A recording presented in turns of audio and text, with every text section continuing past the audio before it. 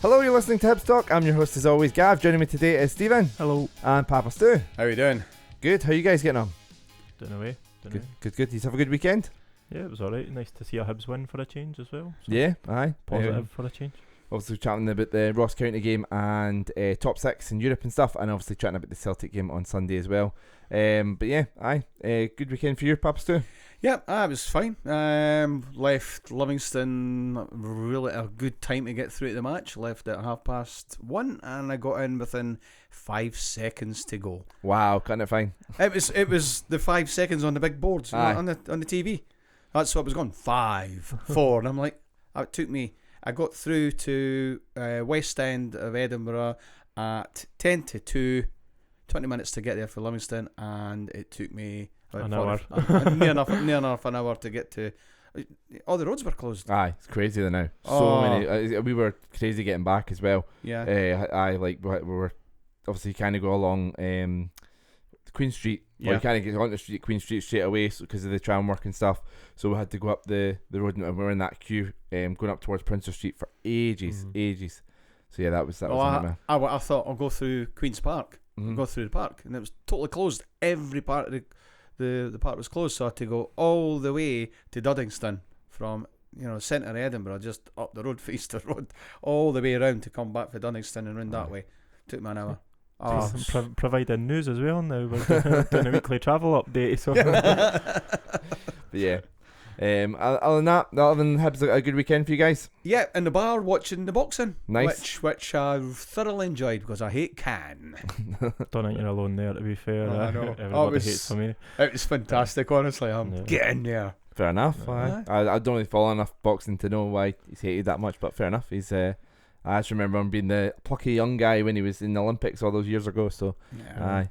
I went to see a much more serious sport than boxing. I went to see the wrestling. Where I seen a Ned called Ravy Davy come in with a block of cheese and fight people. What did you say his name was? Ravy Davy.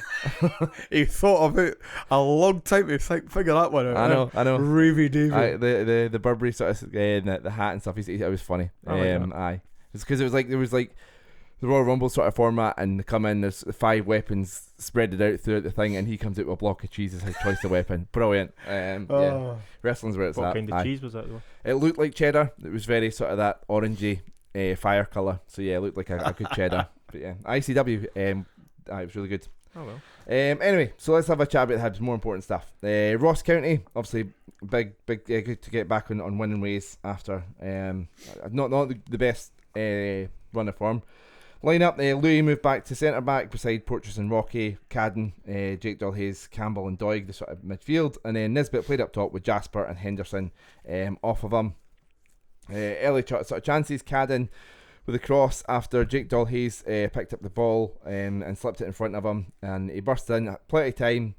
And then, perhaps we spoke with Illustrate extensively about Cadden and Nisbet and crosses and stuff, but this one played just behind him.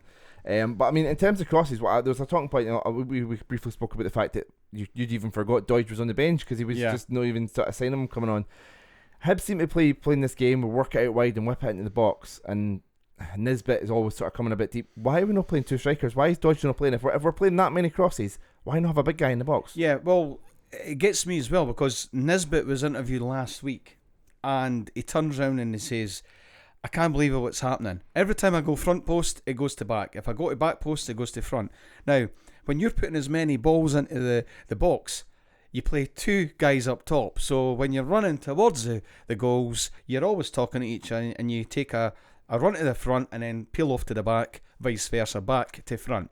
So you're always going to have wherever the guy's putting in the crosses, someone's going to be there. Cadden will smack it right to the penalty spot. Guaranteed. But you know what I mean? It's like Nisbet saying, whatever one I go to, it's wrong because he's not getting the breaks. Now, he did it against Arbroath, and he did get the break. And he scored from Henderson, not Cadden, though. Irrespective, it doesn't matter. It does, you're just looking for that. Look, I'm concerned about the amount of opportunities we're getting in that area, because like I say, Cadden a lot of time is creating those chances for himself. Really credit to him. He's taking on men, he's beating them, he's getting into space, and 4 crosses yesterday and 0 of them connected. Part of that's like say because we're playing because we're only playing one up top. I think we should have the 2. But Cadden puts in fantastic balls. I'll argue all night with you, Gav, because he puts in fantastic balls in from the right there, and they're always whipped in. We scored one against, we just about scored against Hearts. We've said this about before. Went to the back post and Henderson knocked it back, and Campbell got knocked off the line. He puts in a great ball. The quality of the cross is good, but where he's aiming it is not good.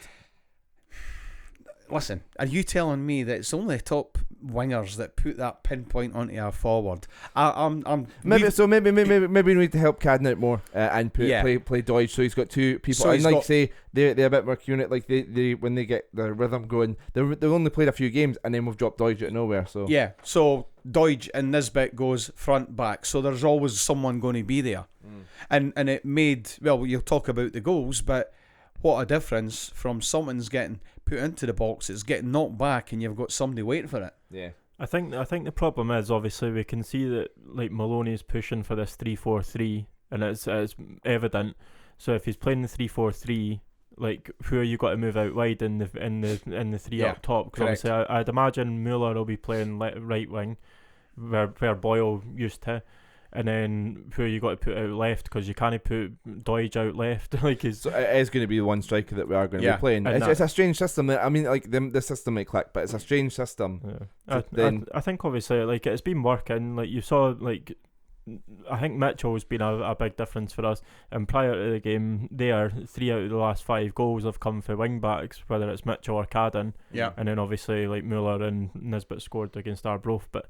I think it's got to take a bit of time. I'm just giving Maloney a bit more credit than he's. Well, Maloney. No, I mean, like I said, you said that, and we'll speak about that afterwards. Quotes after the game in terms of the performance and stuff. But in terms of the rest of the game, Jasper done well, determined to keep the ball. He kind of lost it twice and then won it back both times. And then the ball fell to Henderson, and it was deflected for a corner. I mean, but 0 shots on target. It was a frustrating first half, wasn't it? Yeah, 100%. I just think that there's not really a consistency within the 90 minutes where we're pushing it all the time. We've seen games where we've played well the first 45, maybe not got a goal, and then the second half we fade, and then that's where we're getting beat. For years, like the last 3 or 4 years when me, you and Dave have been going together, like Ross County have always been a team where I feel as though we can get beat. So that performance, like where we actually looked at it for the majority of the game, and I think Jasper's a big part of that, with determination in the middle of the field. Like you actually felt as though we were going to win throughout it, especially like when we got that first goal as well. Yeah.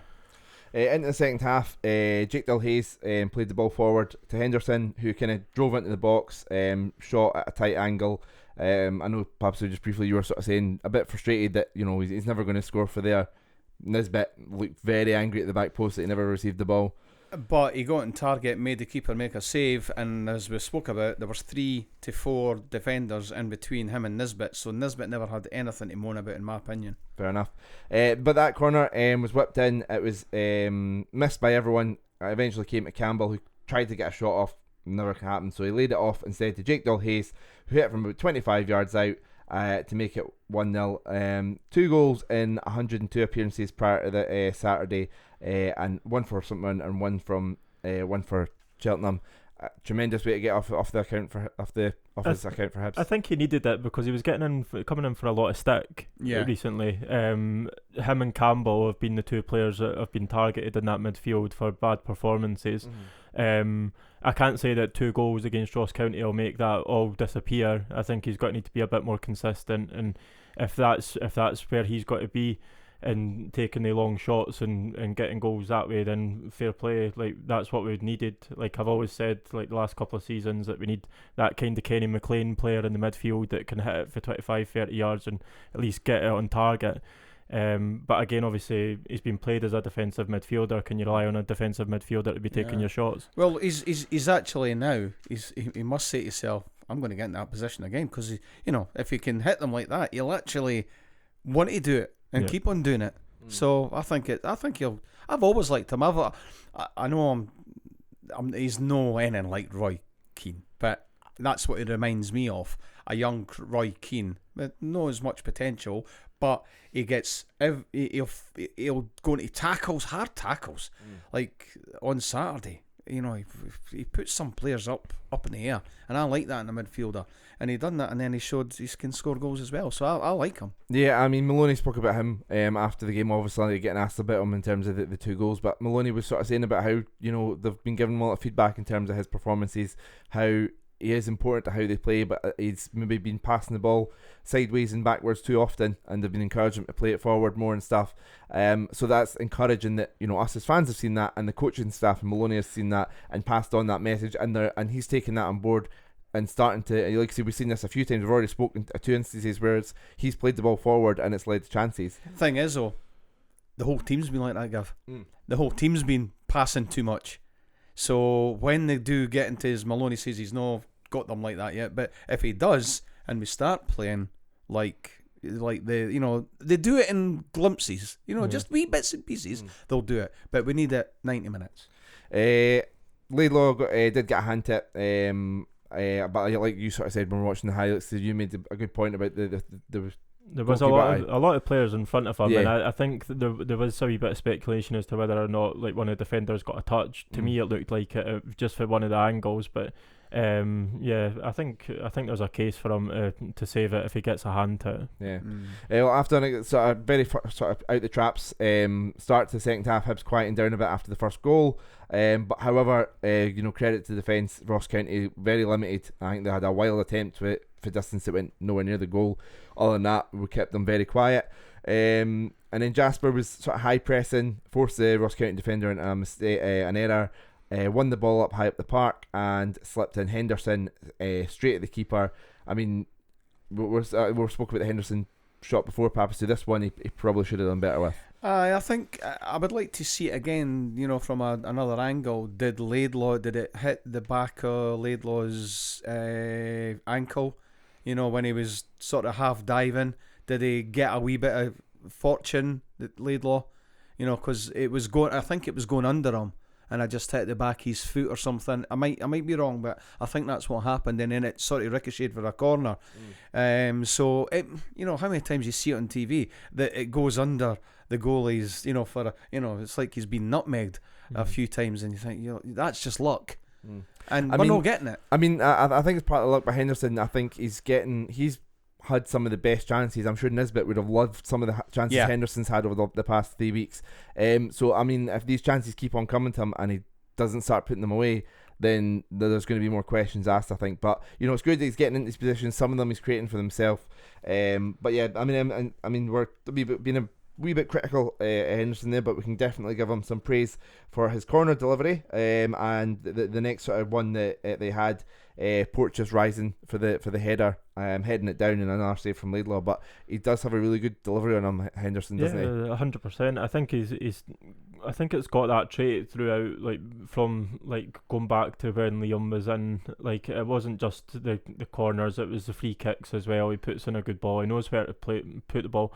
And I think obviously going back to his chances and stuff, like it's fair enough to say like Nisbet would have loved a lot of the chances, but it says a lot for Henderson being the one that's getting into the positions in the first place. Getting there, yeah. Like because Nisbet can make the runs, but Henderson just seems to be that one step ahead of him. And I mean his set piece taken is fantastic. Like it's what we've needed. The subs were made. We'll come back to him in a minute. But one of them was Muller, who then took a free kick out on the left hand side. County thought they dealt with it, but it felt like Jake Dalhayes, who definitely proved them wrong. No discussion about any goalkeeper on this one. No danger. No top draw kick. You knew, right? And when you see it from behind, that there was no anywhere. No keeper.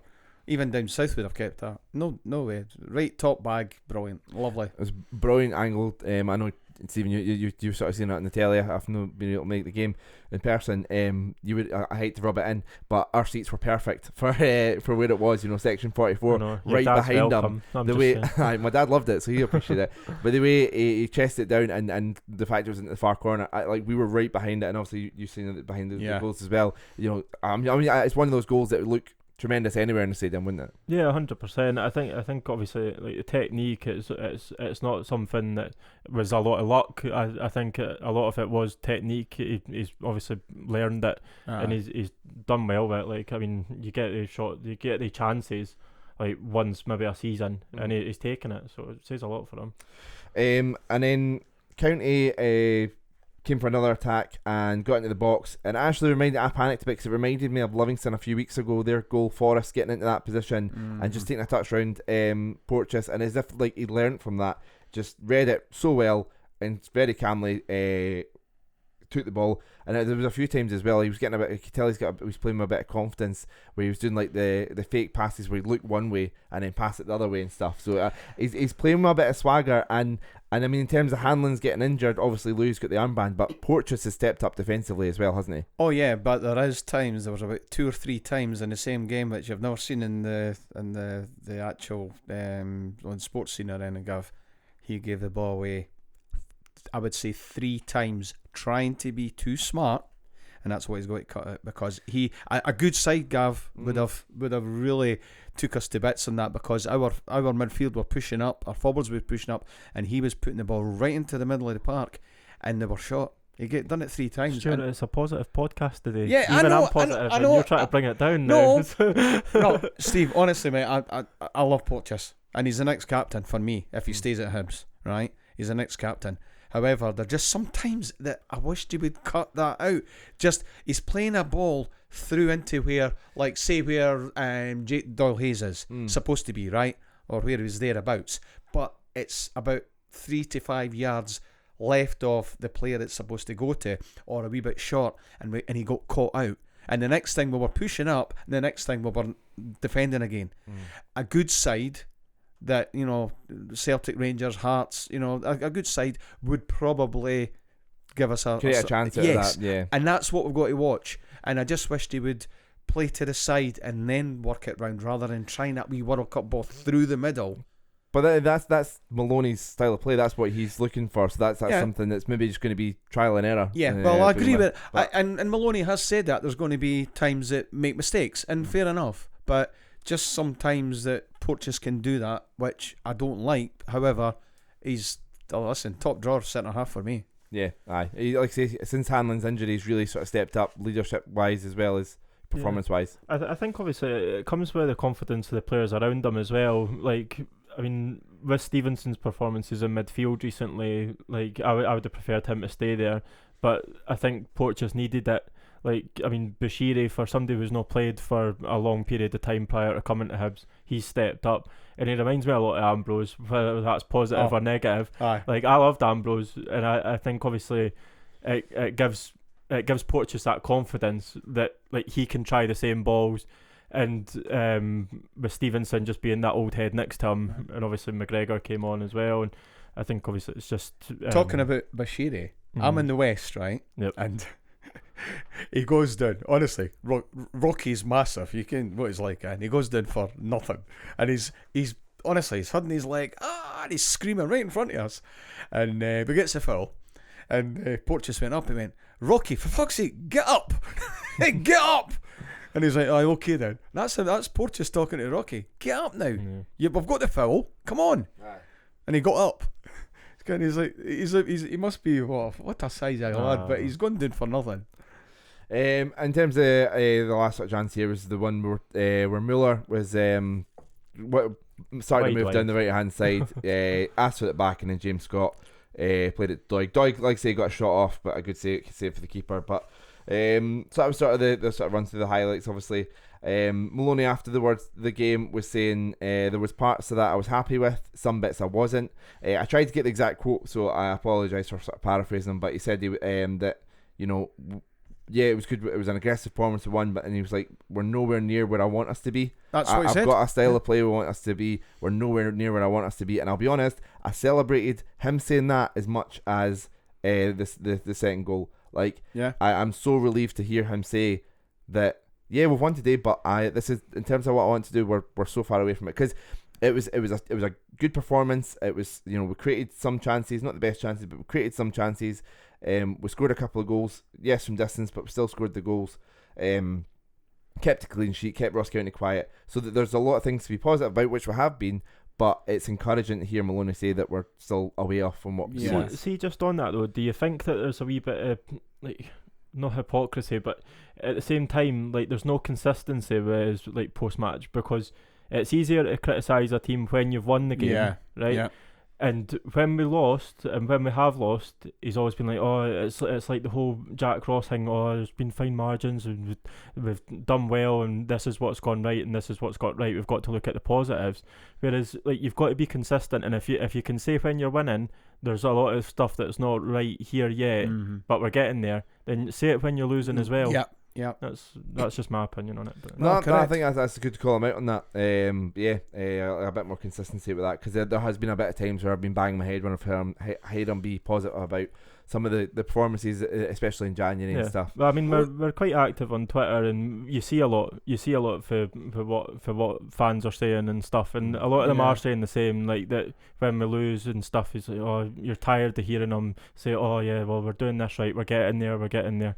Like there is a long way to go, and I think obviously you can see it in glimpses what he's trying to do.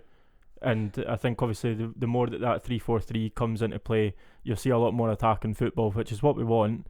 But I think you need the right players in the right spaces as well. So. Wee question: are you guys every time we always put it on the Hibs Talk,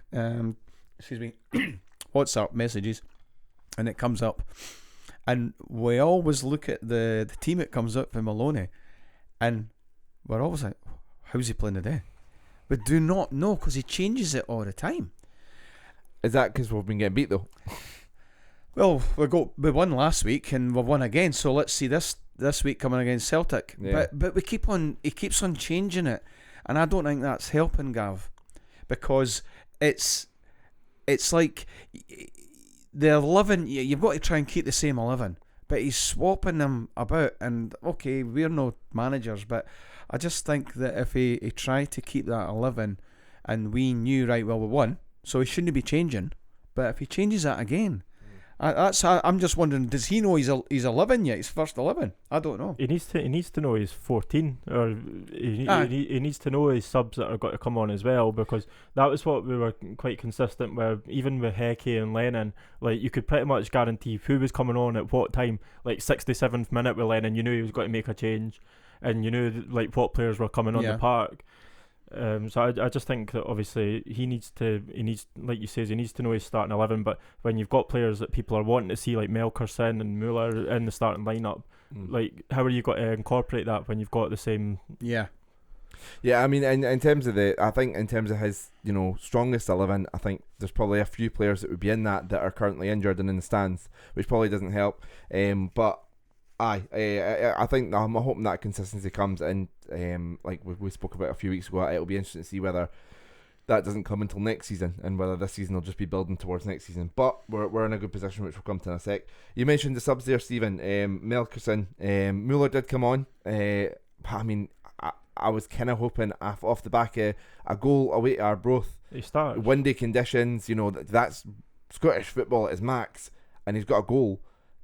He's been here for like 2 months now. The middle of December he came. We're now in the middle of near February. at the end. So he's been here like 8 weeks. He's already got a song. Like 8-9 weeks. I mean, we know he's got that quality. We're missing Martin Ball. I know he's not similar to player as Martin Ball, but we're missing him. Why is Muller not starting yet? What's going on with that? I mean, like I say, I've asked people in the past. Liam, that does Hibs Talk Extra Time, has said, oh, he's got to take time to settle in for America. I get that, but if you've got that quality, you play. Oh, listen, what has he got to settle in for? It's the same size as a football park.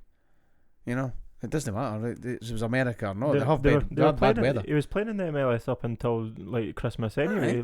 It's not as if he's been like in an off season for 2 or 3 months as well. Nah. Like you see players like DK and that was at Barnsley last season, came into West Brom, obviously is injured now, but he came straight into the Barnsley side and he was scoring goals. Like he's in a similar position as Muller as well. And like Muller's played with Nani last season and stuff. Like he's got the experience. He's played with players that have played in the like British game. Played for America. He's got caps for the USA. USA. Caps for America. Is it maybe because Cadden's been playing well and he doesn't want to take Cadden out and put him in, because that's the same position that they're playing with 3-4-3. I don't know. Cadden's more the wing back though. I think Muller would be part of the front three. Muller was playing wing back for Orlando. Was he? Yeah. So he used to cover the right back, and straight right up there. But they weren't playing a back five. They were playing like the 4-3-3, and he'd play coming back. But he was always coming back. Yeah. But he was playing that. He's that fit. He was up and down the right channel, and then he would sort of slip over to centre forward. I then seen him on the left. But how can you not, when Mitchell got injured, why could you not just play him on the left? And I know he played Jasper there, but play him there and bring on Jasper, because Jasper's like lightning when he gets going. You know, maybe take off Muller with 20 minutes to go and bring on Jasper to hit the, a weary Ross County defence. But I think maybe that's been the case, that Cadden's been playing well under Maloney.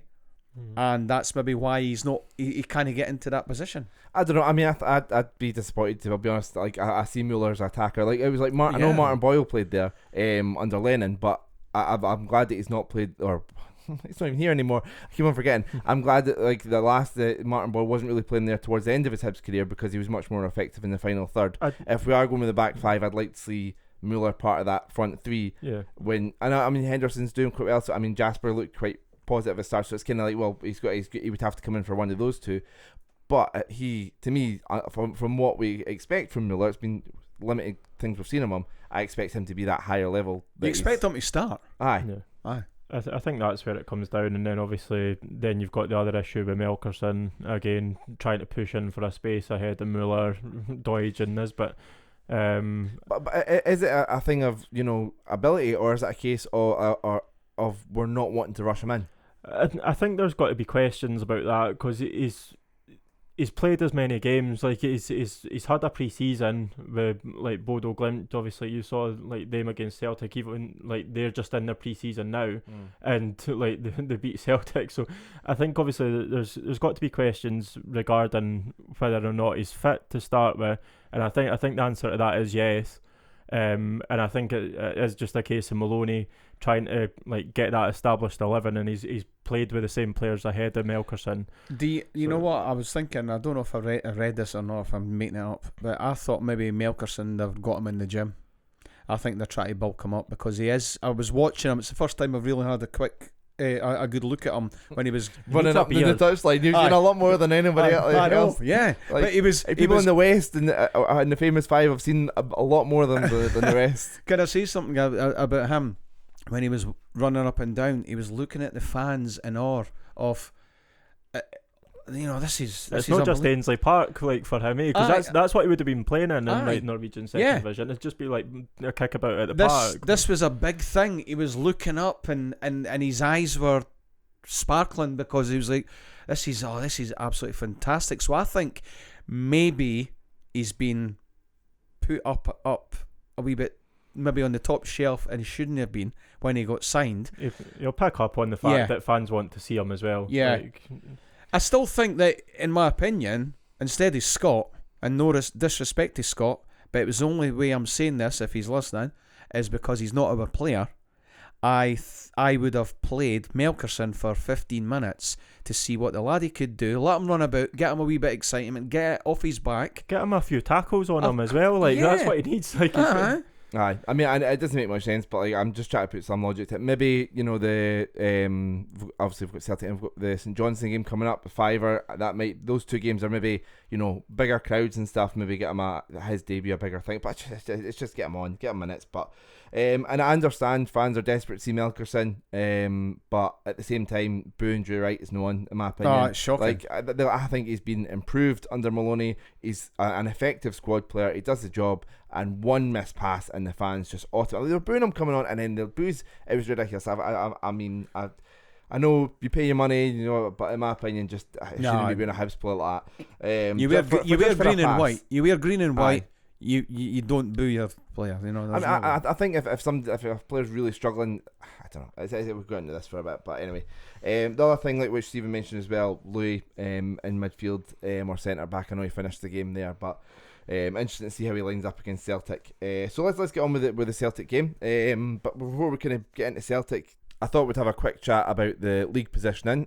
Obviously the win has put us up to 4th place, but I don't think we can kind of get comfy there. Obviously Hearts are quite a bit ahead in 3rd place. Still 2 games to play them, so you never know. But in terms of the here and now, we are in 4th place on 34 points, and Livingston are down in 9th and 30 on 31 points. So only 3 points between 4th and 9th. So yeah, it's looking good that we're in the top 4 even, but that can all change very quickly. It is mental because, I mean, obviously we were 7th last week, like going into this game, and I think the thing was when we were losing games, the teams below were like winning the games, so the results weren't going our way.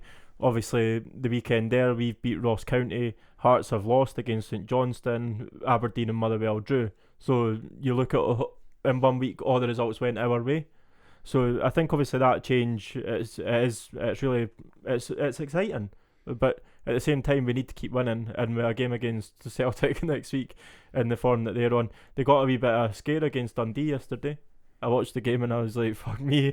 Obviously after the Rangers Dundee United game, or it was Rangers Dundee United, after that game and then watching that go to a draw, I was like, Christ, Celtic they went 2-1 down, I think, or something. Yeah. So I think obviously there's that possibility of us going to Easter Road, full crowd, hopefully, and we get a result. So I think obviously it's an exciting time for the league. And St Mirren are playing Dundee in their game in hand. So you really want Dundee to beat them, or they'll be 2 points ahead of us, and we'll be down to 5th. Yeah, so that's the thing. It can change what things that are out with our hands as well. And the thing is, we've got Celtic at the weekend. Yeah. So the running games we've got up until the split, we have Celtic at home, Dundee away on the Wednesday, St Johnstone at home. Like I say, that's the one where they're doing the $5 for the tickets, which is a great incentive, I think.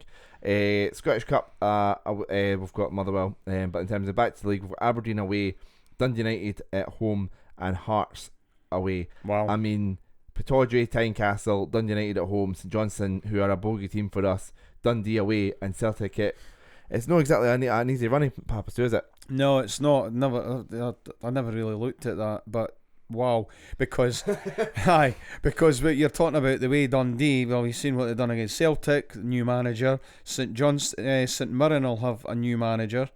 I disagree on that one just quickly. I think Callum Davison's there for that. Even if St Mirren. Oh, St Mirren. Aye, St Mirren's got a new manager. We're not playing St Mirren. St Johnstone we're playing. Oh, sorry. My bad. I think I'll stick with Callum Davison. Right. But sorry. Well, what I'm saying is St Mirren. What I'm thinking about is St Mirren are sitting 7th. However, they've got a game in hand, and they're going to have a new manager, which always usually brings the best. Yeah. So you've got them. Motherwell have started to play not too bad again. Dundee United. And I know that's we've got Dundee away. They've got the new manager. It's very unpredictable. Yeah, because like Hibs have got a good performance, but we've also been poor before that. So is this us turning a corner, or is this a good result and we're still struggling? By right, I would look. I'd be happy if we could get a point on Sunday against Celtic.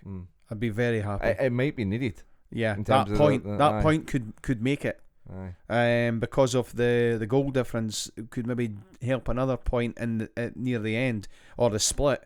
But how many games have we got before the split? Is it all 6. these 6 games? 6 in a cup game, but yeah. Right, aye. So we've really got to probably win to stay in that top 6. Probably win 3 and draw 1 to stay up there. If we don't, when you look at the games, it's like where those points coming, it's tough to see because we're playing everyone around us. Yeah. Fine though, we've got Hearts away. We always do better at Tynecastle. Yeah, that's correct. Which is weird. And obviously Aberdeen will get a 0-0 draw there. Standard. It depends. We'll see what Goodwin does with them though. Well, good draw so far, isn't it? It depends as well who's got around us, who's got the Old Firm. So if you're talking about St Mirren, Aberdeen, Livingston, if they've got the Old Firm in their games, they could potentially lose 3 points when we're gaining 1 possibly against someone around us. Yeah. So that's a swingy 6 points. Aye. I mean, like I say, I think we spoke a few weeks ago about how important top 6 is. It is important. We want to be a top 6. And obviously in the 4th place position, Ron Gordon, when he came in, said about, and Leanne Dempster said it when she came in as well, Hibs should be in Europe every year. There's plenty of people said that. So like I say, I think it is important that we've got 4th now. Yeah, there's St Mirren with a game in hand, but we need to keep this position. So football's exciting. We're going through all this sort of permutations here of what could happen. It's exciting to see how the season will end. So we're getting into that fun bit. Hopefully it's fun anyway, not tearing our hair out or beards out for mine and myself and Papa Stu. But yeah, we mentioned a couple of things about Celtic there. Stephen, you mentioned the Dundee game there. I watched it myself as well. Dundee were clinical, limited to what chances they got, but took them. So I think we'll have to be clinical. Something we've not been. Even Maloney said that after the game, we've not been clinical. Dundee United only had like 2 or 3 chances and took 2 of them. But Celtic did look vulnerable as well. So, but they also looked quite scary when they went forward as well. You know what it was because I put 2 of their defenders in my fantasy football. Fuck it. Do you know what? I looked at my fantasy football recently and I've got Martin Boyle and Kyogo in my team. I noticed you've still got Martin Boyle with a big red marker beside it to say, get rid of him. It's a free transfer. Like I'll have to load up the app. I have given up for this season. Oh, well, I'm second and Billy just overtook me with a point or so. Billy's good at fantasy football. The memory of Martin Boyle marches on in Gav's team. I don't have got the heart to take him out. But yeah, obviously one way Celtic play, and something I was going to talk on St Johnstone game, but I'll bring into this. Was there was a couple of times St Johnstone tried a high press against us, and we were very calm and dealt with it very well. It's something that we're this playing out from the back. Yeah, I know you mentioned a couple of times where Porteous has played stray passes, but in terms of when Ross County ran at us, we were very calm and keeping the ball and turning somebody and getting a bit of space, and it seems like that's something that will be more suited to dealing with from Celtic. Yeah, but Celtic have had a couple of bad results, even though they beat Dundee there, and that was actually a bad result for them, letting 2 goals into from Dundee. But they can get picked off. However, we've got to be on our front foot, because when we played them the last time, we got trounced at Parkhead because Maloney gave them too much respect. And if you give a team like that too much respect, see, the difference is I don't like him, the manager of Dundee, McGee. I don't like him, but he's a right wido, and he's going there. Let's show, because he's been with Aberdeen for years. He hates Celtic, and he's going, let's go and get them in their faces. That's the type of. I wouldn't say Dundee went down their faces though. I'd say they were standing off and counter-attacked and got 2 chances and took them. Well, I never seen the game, but I can see what McGee's probably says to the players. Who are they? Because he hates Celtic, just because who he played for. But Maloney gave Celtic too much respect when we played them last time. Yeah. Let them have the ball. We're at home. Let's try and attack them. I'd rather see us get beat 3-2 for Celtic, or 4-2 maybe, when we're attacking and scoring goals. But I don't even want to, get beat 1-0 for Celtic because they scored a penalty near the end, because we've just been playing that hold in, and let's go attack them. Matt Macy clean sheet Sunday. Comment. I hope so. I hope you're right, Steve. I mean, in terms of Celtic, the Dundee game was a big game for them after a very disappointing European result against Bodo Glimt, and they've actually got the return leg on Thursday before they play us on Sunday. Could that help us out in terms of them having to do the travelling and really pushing for a big result? They looked a bit sluggish against Dundee yesterday. Like they never had that same pace that you saw against them, and like they had in the Old Firm, and obviously like their game after the Old Firm they faded a bit as well. So I think they dropped points. The game after the Old Firm, So I think it will work in our favour, but at the same time, I think like Stuart says, we've got to press them. Like I think Maloney's learned. Well, he should have learned. And the fact that we've had a couple of good results, he needs to keep it up, because there's that expectation for the fans now. Yep. Like if we were still on that run of like crap results, and like we went to Celtic, well, we had Celtic at Easter Road, and like we were maybe getting beat 1 or 2-0. I think he would have thought fans would have accepted that. No. But the fact is, obviously, we are in a race for like the top 6 just now. We've only got a limited number of games. We've got big games coming up as well. Like, we need to go at Celtic, and even if we, like Stuart says, we get a 3-2 loss or whatever, at least if the intent's there, then you can take that intent and carry it on at the next game. We've got to score goals. We've got to, one at Easter Road against Celtic is not going to do. You have to get goals. You've got to have 2. You've got to, because Celtic are. You guys have been at Easter Road so many times, and when you let Celtic come at you, Christ, they'll score goals for fun. So we've got to have someone on Hot Tatty. Got to get him. and yet they're them moving forward. They're rapid. That wee boy, what's his name? I'm not even. Maeda. Maeda, these guys are rapid, and we've got somebody who looks like a 50-year-old. Like I mean, he doesn't look much better than you, Stuart. I'm telling you, like, he can move. He's for that Maeda. So you're talking. We've got to really be on our front. Our best game, and this is why you cannot. If it was me, I'd be in their face. So then they've got to mark us rather than have us just trying to let them come at us, because they'll rip us to bits. And hopefully does Bodo Glimt play in Astro? I have no idea. They must do, because I think that was a whole thing with Melkerson. They says that in the Norwegian leagues that it was all Astro or something. Yeah. Well, hopefully some of them get injured on the Astro. Sorry, Celtic. Can't say that? I should apologise to Celtic. It's. I mean, hopefully that plays into our favour. It did seem to help Dundee at points. But like I say, even then, like it just seemed like a matter of time before Celtic was going to score. That was watching the game, and I don't know. It's a big game. Like say the race for top 6, and then obviously once you get the top 6 secured, then there's a push for Europe. It's all up for grabs. It's all close, so it's exciting. And like I say, it's already started, but it kind of really kicks in over the next few games and starts on Sunday for us. So what's your score predictions for the game? 3-1 Hibs. Nice, I like that. Stephen. No, wait. Oh, Christ, I said I may say clean sheet. Can't I say a clean sheet and then 3-1? The way you reacted, I thought you'd keep your senses. And wait a minute, it was Celtic we're playing. 3-0. 3-0, love it. You know what I feel, but I'm going to go 2-1 Hibs. That's not a clean sheet, Stuart. I'm no fussy, but we'll not keep a clean sheet. No. Just say no. No. I think Hibs will try to deal with Celtic's high press, pass it about a lot of sideways passes. Celtic will get a penalty, win 1-0, and Papa Stu will be raging next week. Well, I hope no, but if we play how I would like them to play, I think we could beat them. Just because they're travelling and playing on a shitty park over in is it Norway? Yeah, Norway. So let's go for it. I'll be positive. 2-1 Hibs. Brilliant. Well, let us know your score predictions, and like I say, we'll be back next week to look back to the Celtic game and then ahead to Dundee. Follow us at HFC Sock. Guys, thank you very much. No problem. Thanks for listening. Cheers.